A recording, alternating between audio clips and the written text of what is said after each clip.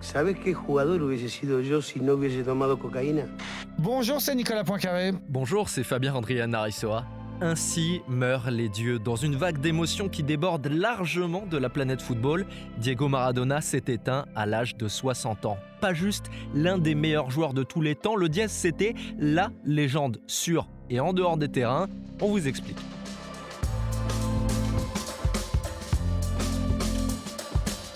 Cette fois, c'est pour de vrai. Plus de réincarnation dont il avait le secret, des bidonvilles de Buenos Aires à la mafia napolitaine en passant par Barcelone et le Mexique, où il avait déployé la fameuse main de Dieu pour gagner la Coupe du Monde.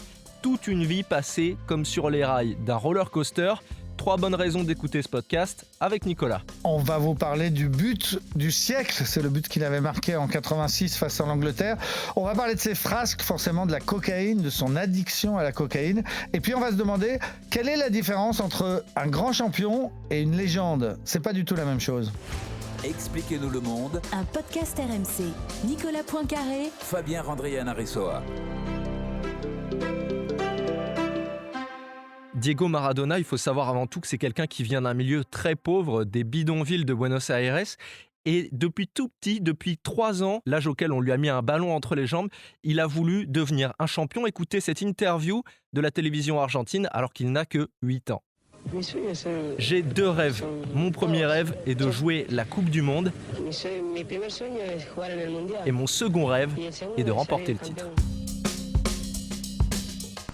À cette époque-là, on l'appelle déjà El Pibe de Oro, le gamin en or. Et sa chance, ce qui va le sortir de la pauvreté, c'est qu'il est repéré parce qu'il a déjà un talent fou dès tout petit, Nicolas. Oui, il est repéré par l'Argentinos Junior à l'âge de 10 ans. Et puis ensuite, à 16 ans, il fera ses débuts en professionnel. Pour la petite histoire, la première fois qu'il rentre sur un terrain de professionnel, le premier ballon qu'il touche, il fait un petit pont sur son adversaire, ce qui est toujours un petit peu humiliant pour lui. Donc c'est un gamin de pauvre. À ce moment-là, effectivement, il a grandi dans des bidonvilles. Il a dit, j'ai grandi dans une cité privée de tout, privé d'eau, privé d'électricité, privé de téléphone. Et en fait, cette image du gamin pauvre, il va la garder toute sa vie. Ça va être le footballeur des pauvres. Quand il va en Italie, la partie la plus extraordinaire de sa carrière, il est à Naples, la pauvre du Sud, face aux riches clubs du Nord, l'Inter de Milan ou la Juventus de Turin, partout. Et même après, quand il va faire un petit peu de politique, quand il va aller à Cuba, quand il va aller au Venezuela, quand il va devenir copain avec Fidel Castro ou avec Hugo Chavez, à chaque fois, ce sont les grandes figures des défenseurs de la veuve, de l'orphelin, du pauvre contre les riches, quoi.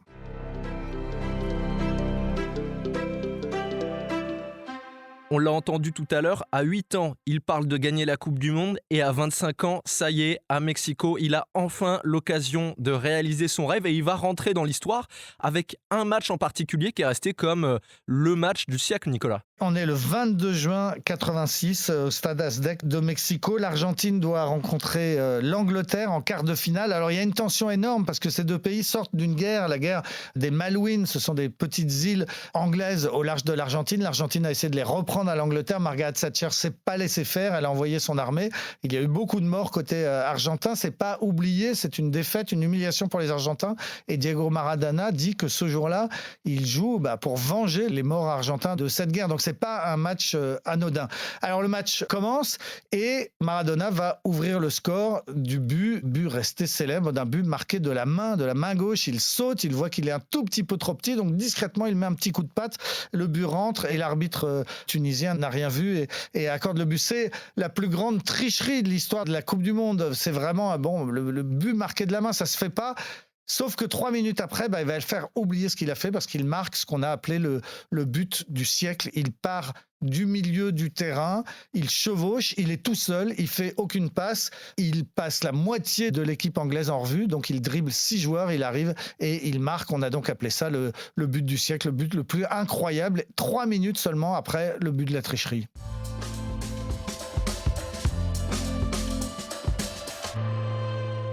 Évidemment, pour vous faire vivre ce moment, on ne résiste pas à l'envie de vous faire écouter un commentaire de match radio passé à la postérité de Victor Hugo Morales. On est quelques secondes après le but et le commentateur Victor Hugo Morales n'en peut plus. Je vous le traduis en quelques mots. Je veux pleurer, mon Dieu, vive le football, Diego! J'en pleure, pardonnez-moi. Maradona est dans une course mémorable pour la plus belle action de tous les temps. Cerf-volant cosmique, de quelle planète viens-tu pour laisser sur le chemin tant d'anglais ? On peut dire que c'est du Victor Hugo dans le texte. Et il y a toute une histoire derrière ce commentaire, Nicolas. Il a accédé complètement à la célébrité après ce commentateur. Oui, parce que voilà, le but est tellement célèbre que le commentaire l'est aussi.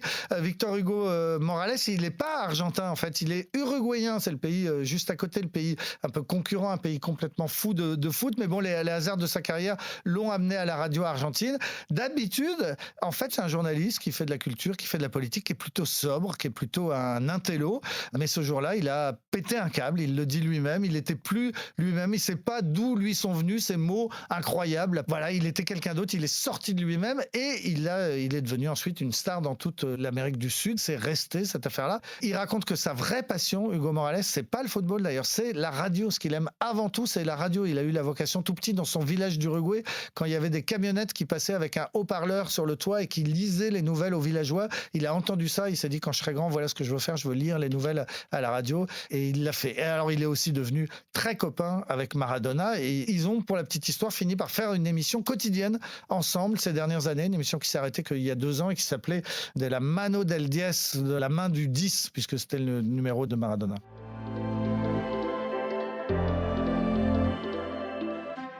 Quand on parle de Maradona, il y a toute cette partie des exploits sportifs qui sont absolument incroyables, mais s'il est entré dans la légende, c'est pour plus que ça, c'est aussi pour sa vie en dehors des terrains, Nicolas. Oui, parce que Maradona, donc immense star en Argentine, mais avant même sa Coupe du Monde de 86, il arrive en Europe en 82, donc il est très jeune, il a 21 ans, 22 ans, il va découvrir l'Europe, il va découvrir le Barça, la ville de Barcelone et la qualité de vie de la Catalogne, et puis il va découvrir au passage la cocaïne, la fête, les nuits blanches, arriver à l'entraînement sans avoir dormi, mais surtout ce produit, la cocaïne, auquel il va devenir complètement accro. Ensuite, en 84, il sera transféré à Naples, et à Naples, il va continuer à prendre de la cocaïne de façon quotidienne. Il doit pour ça fréquenter des dealers, fréquenter la mafia. Voilà, c'est la part d'ombre de Maradona. Lui-même a reconnu tout ça. Platini, qui était l'autre grand génie de la même époque, qui jouait aussi en Italie. Platini est cité par l'équipe disant, en fait, en Italie, tout le monde savait que quand il y avait un contrôle antidopage,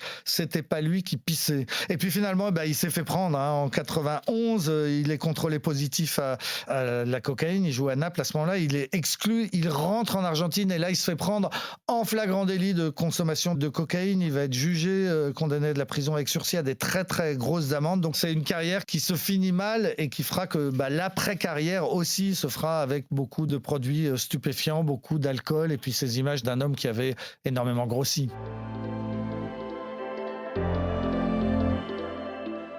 Plus tard, bien plus tard, lorsqu'il a pu prendre du recul sur sa carrière, il a exprimé beaucoup de remords sur ce qu'il a fait. Il l'expliquait notamment à Émir Kusturica en 2008 pour son documentaire.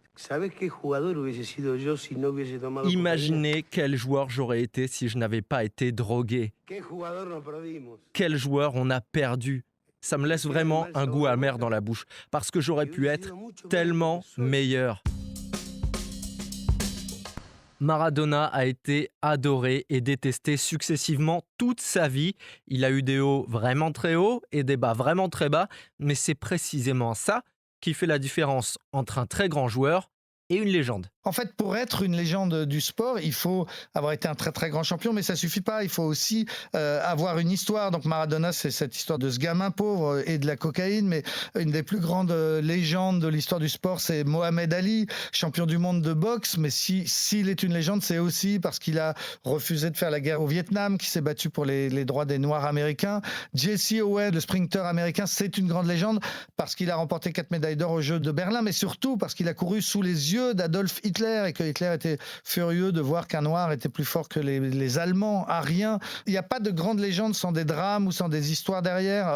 Ayrton Senna est plus une légende qu'Alain Prost. Pourquoi ? Parce qu'ils ont le même palmarès. Mais Ayrton Senna est mort en course. O.J. Simpson, c'est un des plus grands joueurs de football américain. Mais s'il est une légende, c'est aussi parce qu'il a tué sa femme et qu'il a réussi à se faire acquitter. On pourrait multiplier les exemples. Et puis à l'inverse, il y a des sportifs qui sont des très très très bons avec des palmarès remarquables, mais qui sont pas des légendes, parce qu'un peu trop lisses, parce qu'ils n'ont pas d'histoire. On pourrait citer le plus emblématique du grand sportif qui n'est pas une légende parce qu'il n'a pas d'histoire, c'est Phelps, le nageur américain. Personne n'a gagné plus de médailles d'or que lui dans toute l'histoire des Jeux Olympiques. 23 médailles d'or, c'est énorme.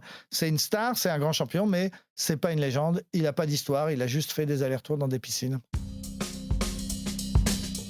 Bon, maintenant qu'on a dit que la performance, ça n'était pas le plus important, on peut crever l'abcès. Est-ce que Maradona était vraiment le meilleur joueur de l'histoire, Nicolas ? Est-ce que Beethoven est plus grand que Mozart ? Est-ce que les Stones sont plus grands que les Beatles ?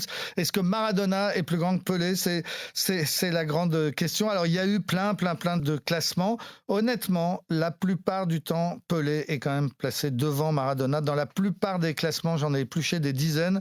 Le tiercé qui revient le plus souvent, c'est Pelé, Maradona, Messi. Si on prend les plus grandes légendes de l'histoire du sport, souvent le classement qu'on lit le plus souvent, c'est premier Mohamed Ali, deuxième Pelé, troisième Usain Bolt, Maradona 5e et ensuite Federer et Lionel Messi. Ça, c'est un classement qui revient très souvent et on peut remarquer que dans les 7 que je viens de vous citer, il y en a un seul qui est mort, c'est Mohamed Ali. Les 6 autres sont vivants, Pelé, Bolt, Michael Jordan, et tous ces légendes ont rendu hommage à Maradona. C'était bien l'un d'entre eux.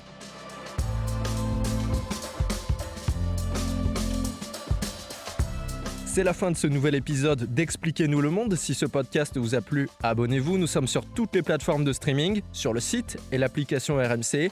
Parlez-en autour de vous, prenez soin de vous. À la semaine prochaine. À la semaine prochaine, Fabien. Retrouvez Nicolas Poincaré dans Apolline Matin. Tous les jours à 6h20 et 7h50 sur RMC.